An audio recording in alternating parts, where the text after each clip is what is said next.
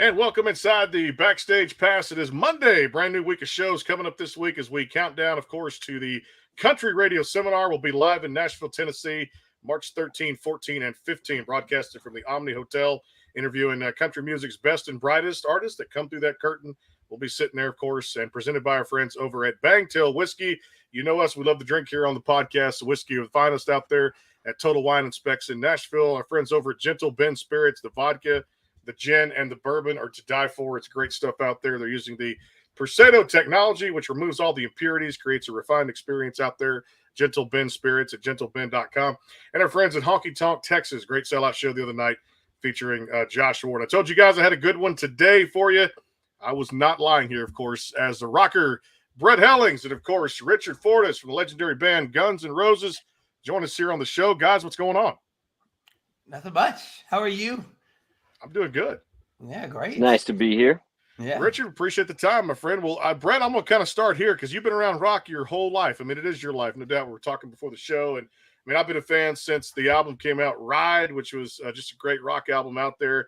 One of my favorite tunes, that Ooh, Little Mama, that was on that record Mama, out there, which I love. It's got a little country feel to it, yeah. It does, no doubt about it. But, man, you've got this brand new single out here. I love it so much. Kill Me to Keep Loving You, which came out toward the end of October, right before Halloween. Just talk about, your background, the collaboration with some of the best rockers like Richard in the industry, and, of course, how this came together for these projects and another great single coming out called A Fool in Love on March 10th. Yes, sir. It was a pretty really cool project that came together during the COVID kind of shutdown where people weren't really playing and weren't really doing anything. And like I said before, my life's been rock. I've been doing this for a very long time, in and out of bands all my life. And during that era, I was writing a lot, and I had a lot of old material. And I got hooked up with this guy named David Davidian, who is Alice Cooper's tour manager. And he and I kind of struck a relationship. And he introduced me to Tommy Hendrickson. And that was like a very, very cool relationship that we had going on. And we talked about maybe making an album, him producing it and doing stuff like that. So then we kind of started calling some of these guys. And I said to David, could you call some maybe your guys up and maybe let's make a record together? And that's kind of what happened. And then the first person he called was Kenny Aronoff. And then he called Rich up, and then they all agreed that they wanted to, come down. They had the time to do it. And we went down to El Paso and created this really, really amazing record. It was one of the best experiences I've ever had in my journey. So, and you could tell and I think the musicianship, the camaraderie, the whole vibe of the record is what I think is needed inside the industry today. So I'm very, very proud of it.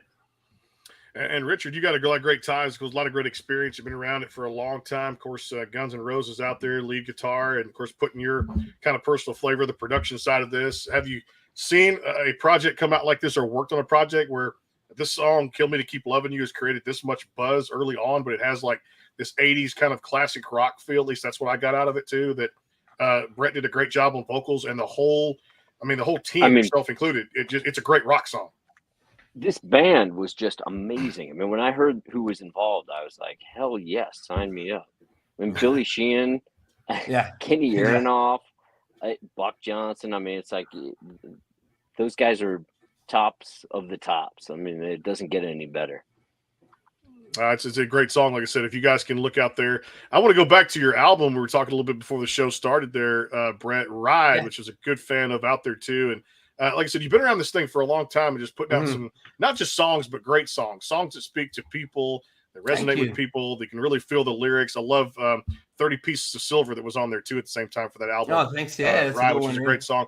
Give me some of your best highlights of just the albums over the years. Of course, I know how the industry changes. You have to kind of adapt to the industry, and music and song selection changes over time.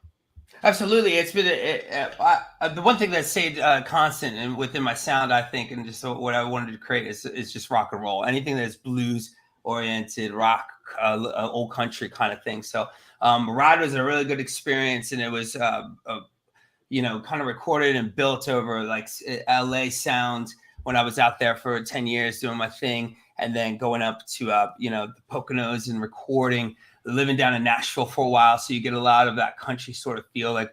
And so I would say like Ooh Little Mama was a highlight. What You Can't Have is a very big highlight on Ride for us. the ballad kind of stuff. Even before that, Over You, I've noticed that throughout my career, I can write a good ballad, but I would always never want to do it. It would be like kind of the last thing that I'd be like concentrating on, because I knew I guess I could do it, or I didn't really want to. And you don't really want to. You have to go through kind of a heartbreak or something, to really write a good one, a real one. So when Kill Me came along and was presented to me, I was like, oh, I think I could do this, and I think it could be bigger than anything I've ever really done. So, and I think it came together, especially with the players and the people we had on it. So, I've had a lot of highlights throughout my career. I thank you for the kind words about talking about my old stuff. I'm proud of that. Most proud of what's going on here. And Richard, I know, like you said, the collection of people that have worked on this particular single, Kill Me to Keep Loving You. Kind of where did this idea start? And maybe Brett, you can chime in here too about the song title, because I always love to get the backstories of kind of where songs begin, where people were, where they were writing, where they thought of the idea to kind of start putting something in their phone or get a little hook book or whatever. Where did the title kind of come up with, and was the melody and everything else just kind of fall into place? It was actually written by Buck Johnson. So Buck brought this to our table, and it was kind of had like a pop country feel when he first delivered it to me, or the bands and stuff like that. He had written this song about 3 years to when we were kind of recording with a really amazing songwriter as well, Eric Hellberg. And Helbig, and it was really cool. He just brought this song because he wrote it for somebody else, another act. And Buck's been writing forever. He's been in the scene down in Nashville, writing for all kinds of different people. But he had this one song that he thought that I could really deliver on, and that's kind of how it came about. So it came out of like a broken relationship that I know I was coming out of one, so it fit me kind of perfect in the time that I could relate it to something. So that's kind of how that's a little bit of the background on it. Let me ask you this, Richard, you guys have been around this a long time. Like I said, Guns N' Roses, and of course putting out legendary songs, legendary band. They've been in this a long time. Music icons. So what's kind of your key, or I guess your opinion, Richard, on just what makes a good song? Writing your own material, or collaboration with others, or a little combination of both?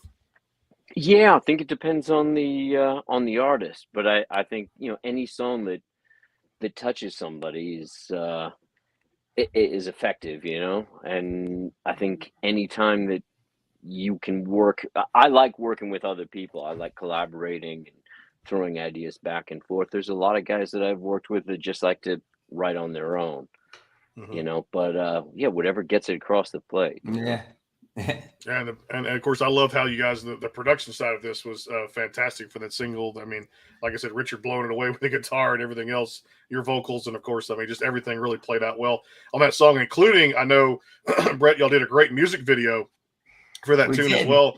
I got a chance to see it there on Apple Music out there when you guys have put that together, which I know Richard was featured in that too. Tell us about that music video. Yeah, we went down to NOLA, New Orleans. We wanted to go to the most haunted spot in America and go film something kind of dark and just vibey, And we found the Pontchartrain Hotel, which was a really cool hotel down there. We didn't realize how haunted it was. It was kind of creepy in there, but the history and the vibe of that city was just amazing. And we had a great director named Shane Drake that helped us out with that. And then we flew out to LA, and Rich was just about to go out on tour with the GNR, and I was like, "Oh my goodness, would you come down to Hollywood Forever Cemetery and shoot just your solo portion or a couple of takes of the song?" And he was like, "Yeah, I think I could do that." So I was like, "Oh my goodness!" So we got him right before he left for tour, and then I didn't get to, I haven't seen him or talked to him really. He was just on tour for all year, but it was so cool that we got to that opportunity. Yet again, timing worked out, so it was really good. And then I would say it was probably one of the coolest but hardest videos to kind of shoot, because it was I've never been to NOLA. It was very low project, it was one a low budget. It was like one director, one camera, and we really just wanted to make sure the song was highlighted as much as possible. No fancy kind of stuff or anything like that. So, but I think it turned out really good. I think the concept between the two cemeteries is really cool. Lafayette Cemetery and Rich, doing the most amazing guitar solo in a cemetery. I thought that was really cool. So. No doubt. I got to ask you about the endorsement too, and of course I'm gonna take a break here in a second for they get our paid bills here on the podcast here. But I mean, Alice Cooper out there on his radio show, Nights with Alice Cooper, and it just really that had to give you I mean, even more confidence, even more drive, Brett, to even get that type of endorsement, right? It was amazing. When I heard that, I was so shocked that someone like that said my name. I remember, I never forget him going, Brett Hellings. I was like, did Alice Cooper just say my name? Oh my God. I was pretty freaked out. I was like my first real big moment of being recognized by someone like that. And he played one of the songs from Ride, actually, Here to Have a Good Time. And it was just so cool how he introduced us. And that's how we kind of really got hooked up with David Davidian. And I've gotten to see Alice now like 2 or 3 times because of, the relationships I've gathered. And he is just an amazing artist. He's just one of those classic legendary rock stars. And there's so much to learn from him. And I'm just so, honored that he even, we got picked up and saw by him, and he continues to support us. So it's just pretty cool. And we're right there behind him. Man, I love rock music so much. And like I said, I do so much country on here. People know me. There's probably 85-90% country, but I do get a chance to listen to, new rock albums, yourself included, and of course, and new singles that come out. And things get sent to me every day. And that's the best thing about doing this show is you learn about so much great talent out there and people you have heard of, people you haven't heard of.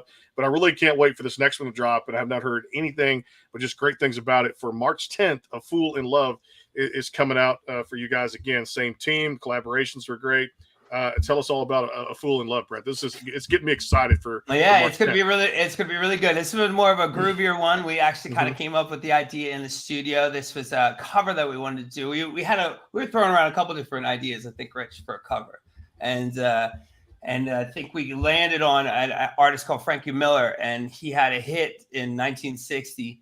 It charted like around 20 or something like that, and we were all talking. We have to make a hit that was supposed to be number 1, but just didn't get there. And so I was like, all right, cool. So I sang it kind of in the studio with him on the record. We played his record, and it was a very soulful verse. He has a very soul voice, Scottish soul singer, He's got that kind of thing. So I was like, man, if we just rock it up, I think it'll be good. And then Rich busted out like the coolest lick, and made it completely different and put a little bit of sax, not too much sax, a little bit of sax in there. And then, everybody just added their flavor to it. It's funny when you have that caliber of musicians, when Kenny gets an idea to what to do with it. And of course, Rich, and then Tommy, and like everybody just starts to fire off just what they do. And they just do it so good. It was so easy. I just couldn't believe that we could take something and make it sound just like us, which we aren't even us yet. It was just everybody's personality coming together, which created, of course, us and our sound. So it was a really great experience. Being able to record and do a full album together, because we went down to El Paso, or outside of El Paso, right by the border, and to the studio, and there's nothing around. It was in the middle of a pecan farm, and we just lived there for a week and just lived the music, and it was great. It was such a great experience, such a great band. Yeah, I love that. Fun. Yeah, and that's the next question we'll have. We get back from break here a little bit, just the cohesiveness and the super team that was formed, and of course everybody who's in there too, the production, things like that. I love the fact that working with so many great people on these projects here. We'll take a quick time out here as we count down to Country Radio Seminar. We'll be there broadcasting live from Nashville, Tennessee. All of us here at the Backstage Pass, March 13 to 15 at the Omni Hotel. We'll be there. Who knows who's going to walk through that door? Cannot wait to see. Last year, Shenandoah walked through that door. Legendary country singer Deborah Allen, which is never going to come behind that curtain out there in Nashville, Tennessee. We'll be there for about 5 days. Presented by our friends over at Bangtail Whiskey. If you like to drink, number 1 whiskey in my playbook out there too. I love drinking it probably 2 or 3 times a week. Also, Gentle Ben Spirits. If you like vodka, gin, or bourbon, can't go wrong with anything out there with Gentle Ben Spirits out there. And our friends over at Honky Tonk Texas. More with Brett Hellings and Richard Fortus of GNR coming back here too as well. And we'll talk more Hellings songs. And of course, we still got to get into rapid fire with the guys. And yes, had a friend of mine ask me, would I get a Super Bowl prediction from Brett? I said, yes, I'm going to get a Super Bowl prediction from the guys too as well. We'll talk a little sports here as we're on the other side here of the break here. It is the Backstage Pass. Hang tight. The Bangtail pour is comprised of a sweet corn mash base. The front has a subtle sweetness and not too sharp. It has notes of a medium char or white oak for a smoky flavor in the middle, and the tail has a super smooth and warm finish.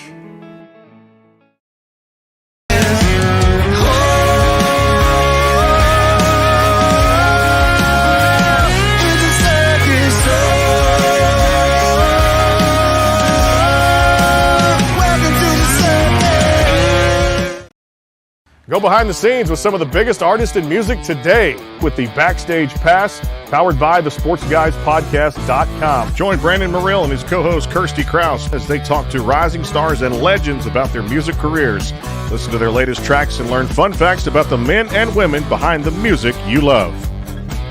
And be sure to tune into the Backstage Pass Monday through Friday from 3:30 to 6:30, powered by the SportsGuysPodcast.com. And welcome into the Backstage Pass.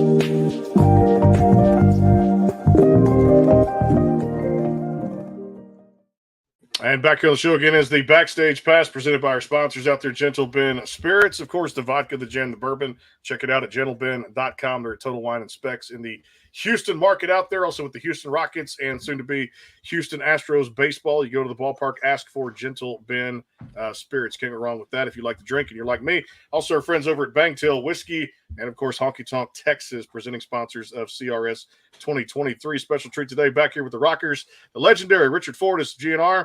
That's Guns N' Roses, if you didn't figure that out. And, of course, Brett Hellings of also out there, the band called Hellings. A new single out there is called Kill Me to Keep Loving You. It's out there across all the digital platforms. And then also, too, the band will be releasing A Fool in Love on March the 10th, too, as well. Let me ask you this, Brett. Growing up, whether it be any genre of music, what artists were you listening to? Rock, country, anything?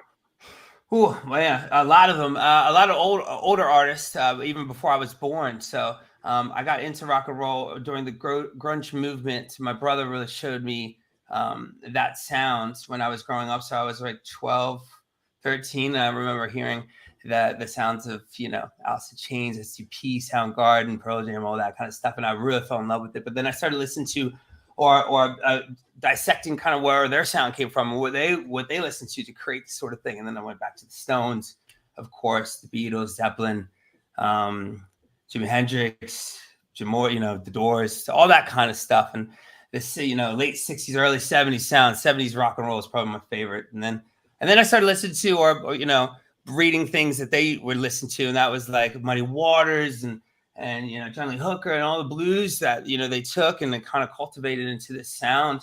And even like, old country stuff like Waylon and Johnny Cash and stuff like that, I would, really get into just like, where does all the roots of music kind of come from? Mm-hmm. And then I kind of started playing and writing and basing my sound kind of off of that. I went that far back and I love that stuff. Blues just has such a feel to it. And it's so simple, but it's really hard to play, And Richard, for yourself, growing up, I'm sure it was a little mix of those bands. Others, tell me about as far as listening pleasure. Who were you getting into growing up? Yeah, the classic rock, really. The Stones, Pink Floyd, and all the psychedelic stuff. And then I heard the Clash, and everything sort of changed at that point. And really got into the whole punk rock scene, and that was sort of where my attention was for the next 15, 20 years.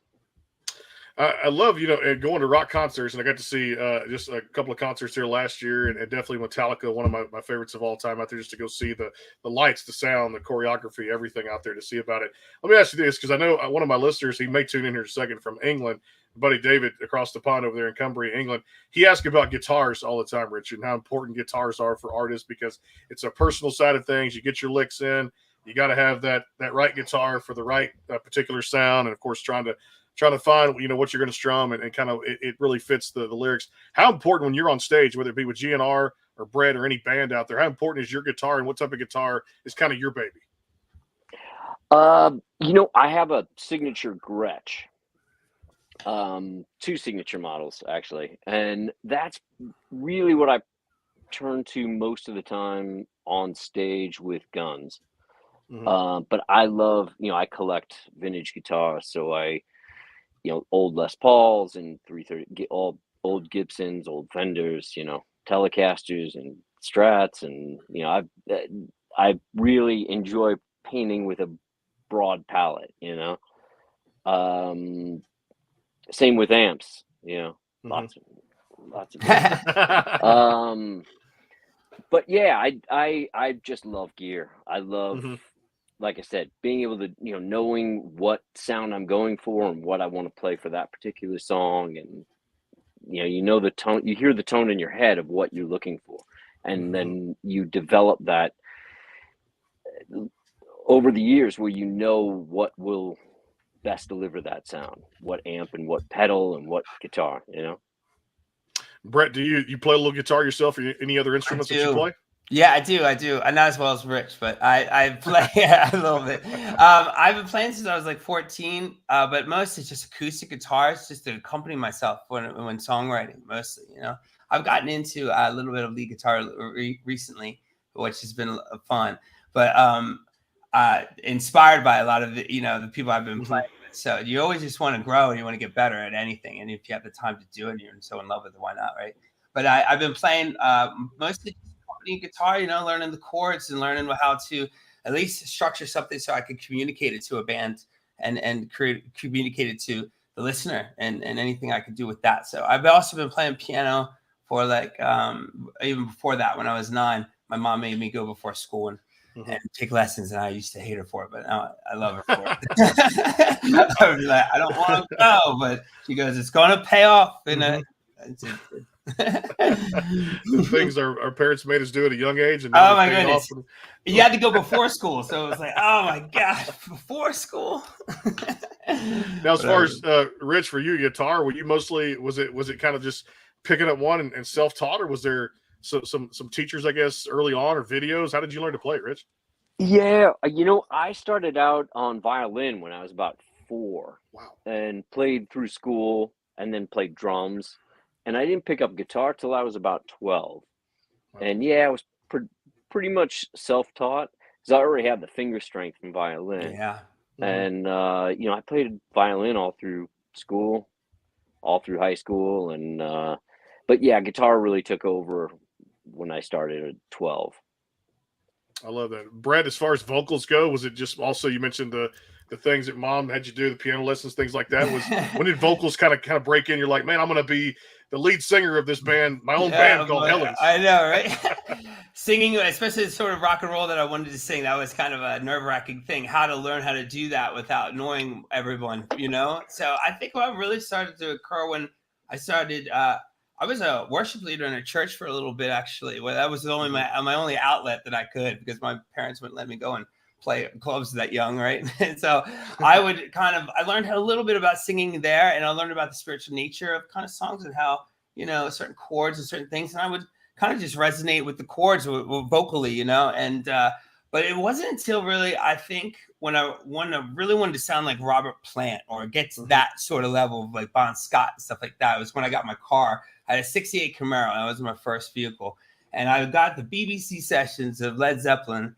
I only had a cassette player in it. And it was kind of cool. And I got that cassette. And I would go with my top down and just sing my butt off, because no one can hear me in there. And I would just see how far I could go with it, how loud I could yell, how make it in yelling sound good, screaming, listening to all that sort of things, and just figuring out my voice. And I probably would do that like every night, and just listen to the greats and just listen to what they're doing and how they're doing it.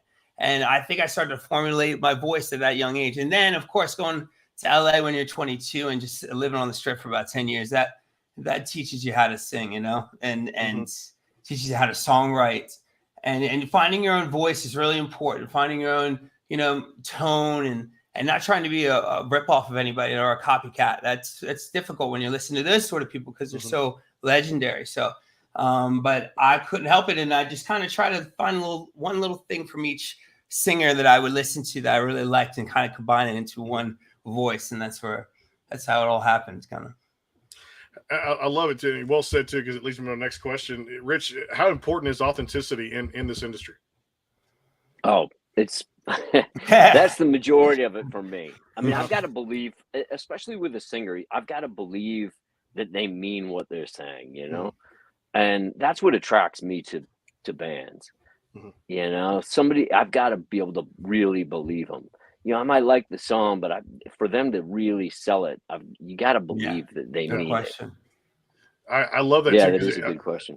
Well, and I say that because back in my DJ older days, I guess say rock radio, there was a band that came out when I was really young. They're no longer together anymore, but they were. You guys might remember they were called Default, and Default was there for a little bit. And I can't remember the lead singer's name, but there was a couple songs they put out there, and I was like, I just heard of that group. I mean, I'm like in my whatever teens to late early 20s, what have you, and I'm going to go to the store and I want to buy that. Not like streaming has changed it so much today, but I remember the kind of person that would go buy vinyl. I would go buy CDs at a show or buy the merch, and that was very important to the artist, especially at a concert or at a meet and greet or whatever I was doing for the radio station. So that totally has, as y'all know, streaming has changed everything, the way people look at this and download stuff today. So authenticity leads me to that. Like, I love Default. I love the guy singing the song.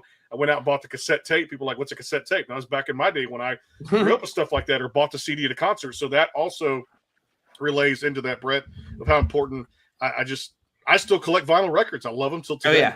I think it's really important. I think getting back to some sort of physical experience with music would be a really nice thing, And I think the authenticity of this record or what we did, it shows in us just getting all together and just into the same room, playing the instruments, not playing to a click, stuff like that. But you could do that when you have such talented individuals. But I think keeping it pure and keeping it real is the most important thing I think about rock and roll. I don't know if it does get more important next to the song, and I think everybody on this record are that. It's a real thing, and we don't take it lightly, but we have a lot of fun with it. I mean, it's something that we love to do, and if we had a little bit more of that and a lot more rock and roll like that, or just artists like that, I think in general in modern culture, I think we'd be a little bit better off, to be honest. Did you guys watch the Grammys? Yeah, I did. I was just I didn't get a chance to watch it. What were your thoughts of it? I didn't get a chance to see it.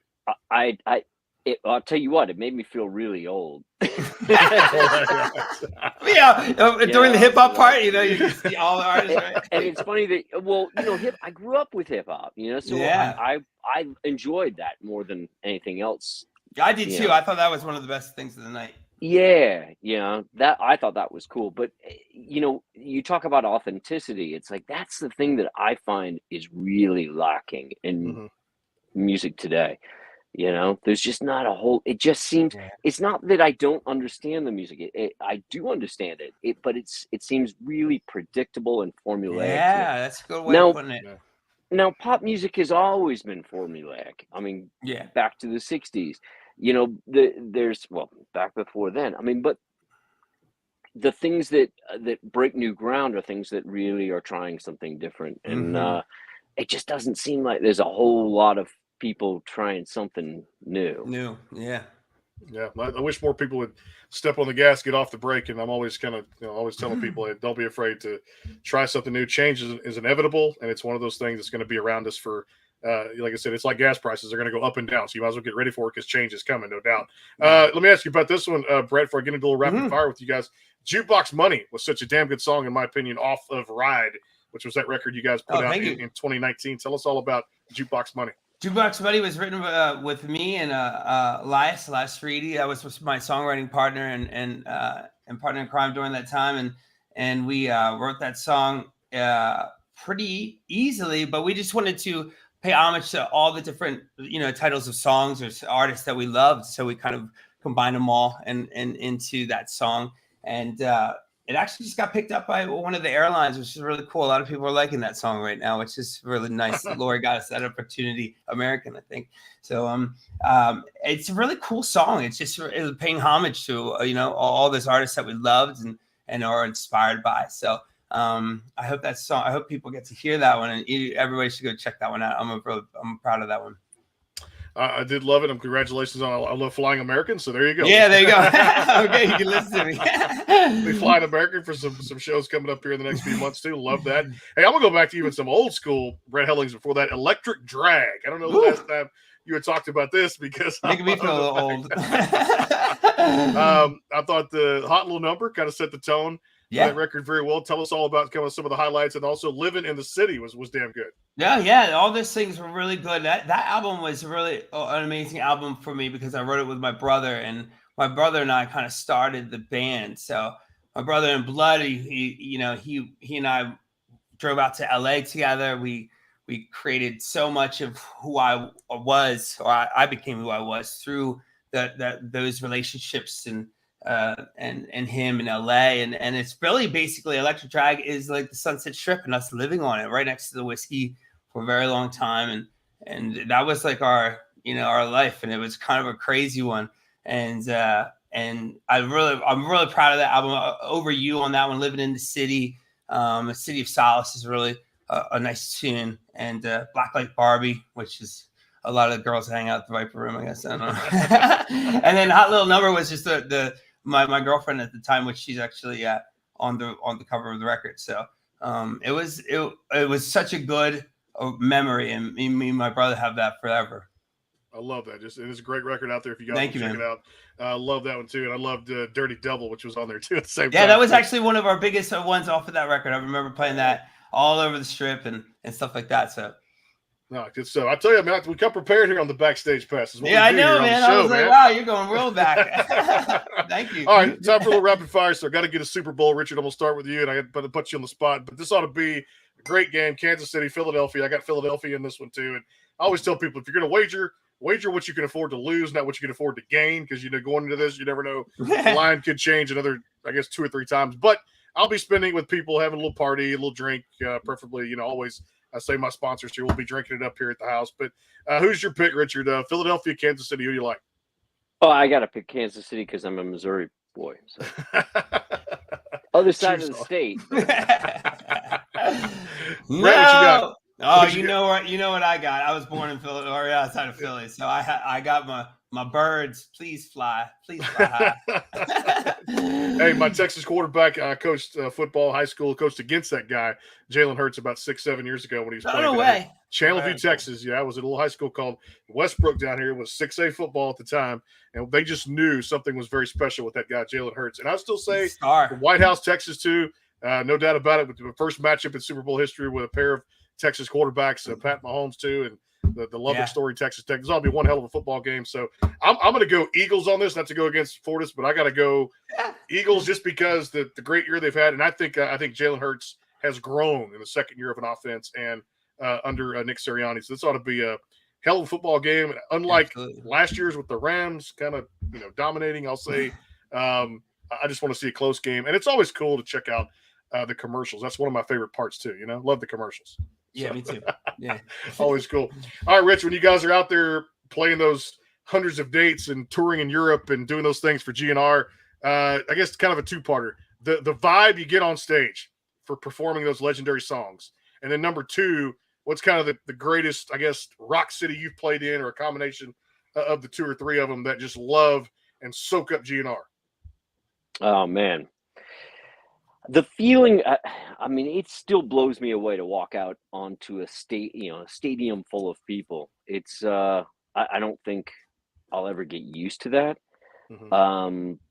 It's quite a feeling, just sometimes to look out, especially, it's funny leading up to the second question, but especially like in South America where there's, 80,000 people and they're so passionate in South America for rock and roll, especially like in Brazil and in like Buenos Aires, Argentina. It's just insane how passionate they are and how much they just want to have a great time, and they just love rock and roll. And it's so much fun.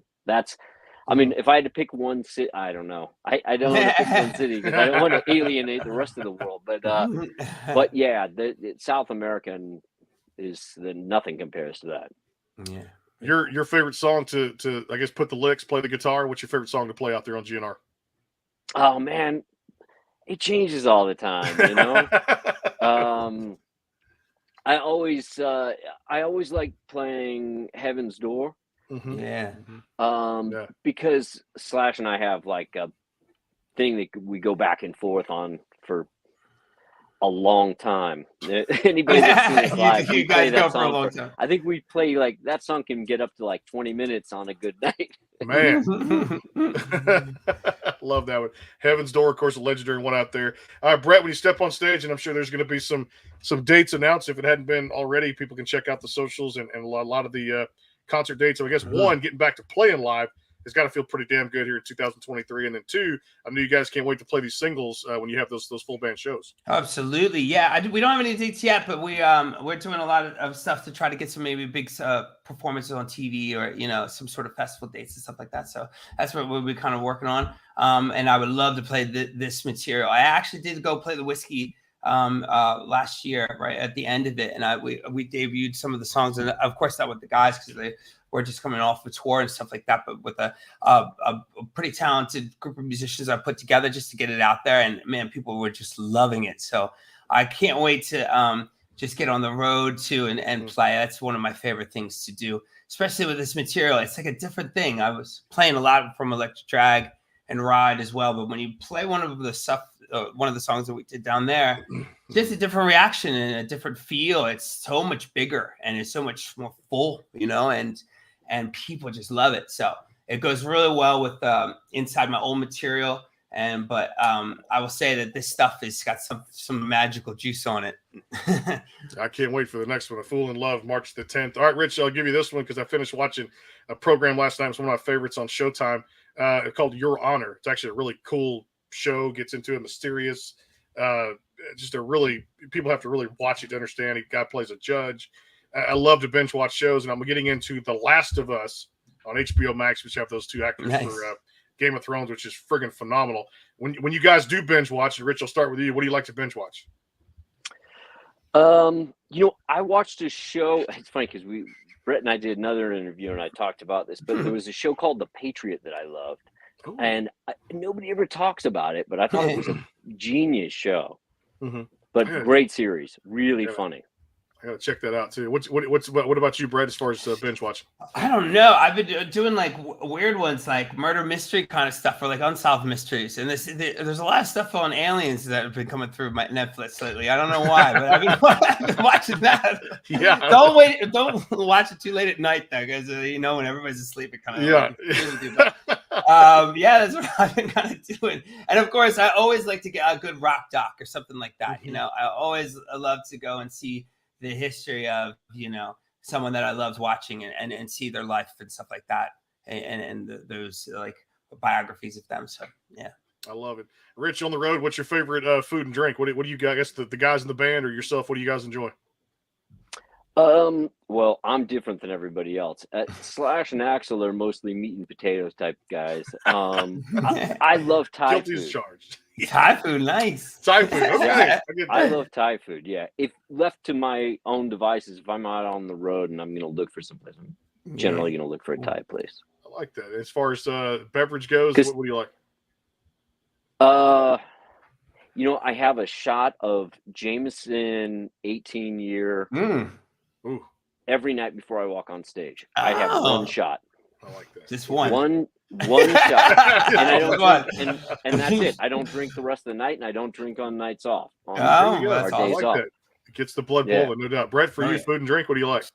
Oh man, I like all kinds of stuff. I guess I've been a little bit healthier lately, so I like a good salads, good sushi place is really good. Asian food is really awesome for you. So I'm a big Thai fan as well, so I like that kind of stuff. And then on the weekends, it's the pizza or whatever you got. You gotta cheat, right? And as far as drink, I enjoy myself a good beer, and maybe a shot of rum or something like that. And only one though, That's the key. That's the key. And of course, just staying, keep hydrated. And I've got into juicing lately. That's a really great thing for you to do. So. You got to balance everything out, so. Yeah, I got to try this bang tail thing. Look, man, I'll have to send you some, Rich. It's good whiskey, 90 proof. It's the distilleries in Orlando, Florida. It just hit the stores, total line and specs. Good stuff. And in fact, you know what? You guys reminded me they could easily be hosting the show today. I've got to take one more time out. We got just 2 more questions for the guys here. Appreciate the time again. The band is Hellings with Brett Hellings, the lead vocals, working with a super group of great rock and roll guys out there too. They've been everywhere, such as Richard Fortus. Check them out. Kill Me to Keep Loving You, and of course, A Fool in Love. One more time out here. I forgot to pay the bills here on the podcast. I'll call it. You didn't play our commercials. All right, we'll do it again. Bangtail Whiskey, bangtail.com, and of course, the Prosecco process with our friends over at Gentle Ben Spirits, and removing all the impurities of the drink and creating a refined experience out there too. Sit back and have a glass with the folks there at Gentle Ben's. If you love vodka, gin, and bourbon, they make their own. The Prosecco technology, you'll see about that here. More with Brett Hellings and Richard Fortus. We got a couple of minutes when we come back from break. Hang tight. The Bangtail pour is comprised of a sweet corn mash base. The front has a subtle sweetness and not too sharp. It has notes of a medium char or white oak for a smoky flavor in the middle, and the tail has a super smooth and warm finish.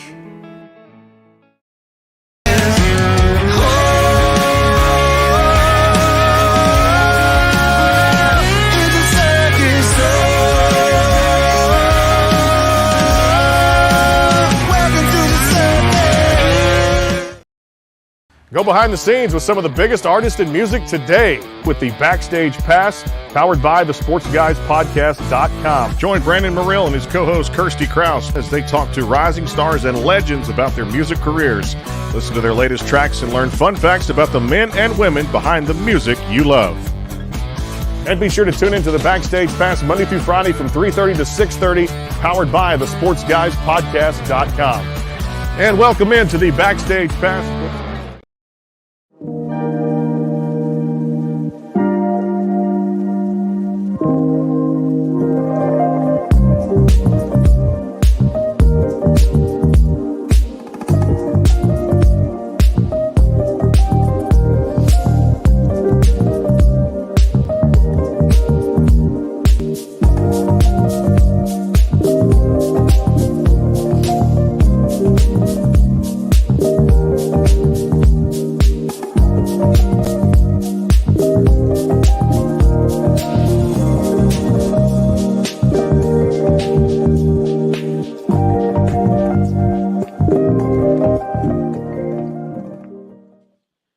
The science and technology behind it, the Prosecco process, all those great machines create a good vodka, gin, and bourbon, removing all the impurities. That's Gentle Ben Spirits out there, refined experience. Sit back and raise a glass with the best vodka, gin, and bourbon out there. And if you go to a Rockets game in Houston, they've got the Gentle Ben bar out there. Make sure you guys go by and check out the cask bourbon out there too as well.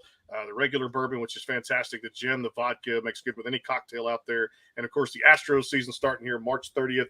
Home against the White Sox out there, Chicago White Sox. If you're a baseball fan like me, you're going to go there, sit in your seats, have a glass of Gentle Ben, and enjoy that too as well, and then tell everybody about it too. Also, our friends at Bangtail Whiskey, bangtail.com, or Easy Liquor, get it sent to your door right there, online shopping, and of course, Honky Tonk Texas.